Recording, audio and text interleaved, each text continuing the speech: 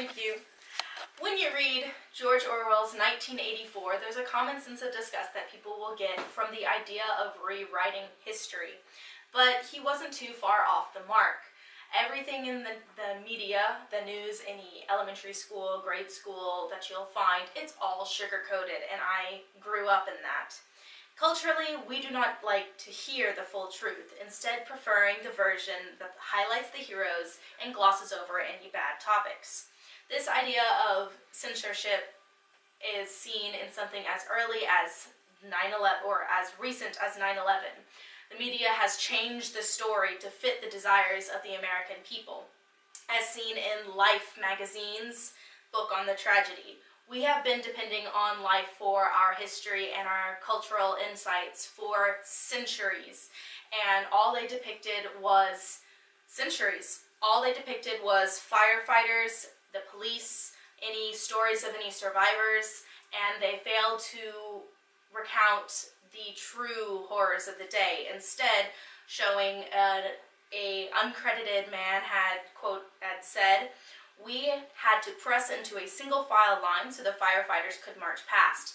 The people going down were very polite to one another. They helped others who needed it and waited for each other. One man literally carried a woman down the steps because she was unable to make it on her own." This is the type of thing you see throughout the entire book.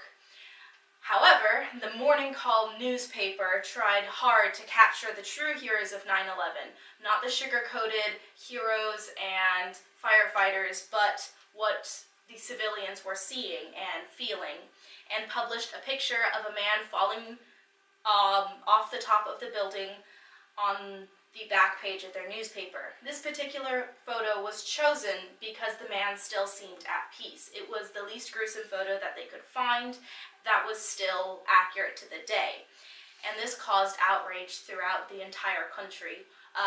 News or letters came rushing into the newspaper, and Bob Messengers had read to the editor, "It is with utter disgust that as I read the September 12th edition, I turned a page only to see a large photo of some poor soul plummeting 1,000 feet to his head first to certain death."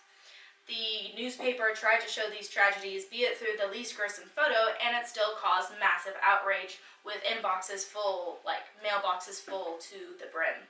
Instead, we just want to see what is in that Life magazine, these heroes and the survivors. But a fellow named Tom Jonad did not want these lives of the fallen to be forgotten into statistics, and instead fought and sought for to humanize the people and find the identity of the fallen man. The picture that was so easily dismissed by the population and never again seen in the Morning Call news was analyzed thoroughly by Jonad, and he just had concluded that the reason why it angered people so much was because then the people had to think what they would do in his situation. Any normal presenter would talk about just the 3,000 some odd deaths or the 6,000 injuries from the plane crash, collision, and the fall of the tower. However, they don't think about the smoke and the burning and being trapped in the building, or people having to jump 100 stories. And Jonad covered these stories and got real anecdotes from people. Another thing that is also censored in school is just other topics in general. Any Holocaust, any Huckleberry Finn is a great example. It is an American classic, published in 1886, and we no longer want it in our schools anymore. It is banned because it talks about slavery and has jargon that we don't want to associate with anymore. We don't want to believe that our American culture used to be as depicted in Huckleberry Finn. The picture that made people think about the fallen and other ways that people have died, and Huckleberry Finn making people think of our old American culture, is just censored everywhere, and Huckleberry Finn was only saved by its published date. People wanted to forget the old society just like those tragedies. Censorship can be seen across every platform in America and only provides any slight comfort at the cost of truth. People do not want to hear everything, so we tend to angle these stories to highlight the good and ignore the bad.